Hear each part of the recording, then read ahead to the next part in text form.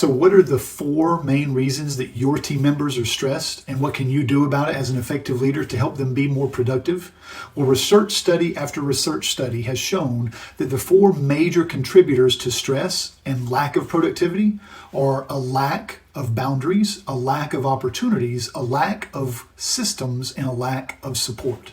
And so if you are an effective leader, you want to make sure that you're giving your team clear boundaries so they don't feel that work is sprawling over into their personal life. The second thing you want to do is to give your people opportunities for growth and development so they don't feel that there is a ceiling on where their efforts might take them.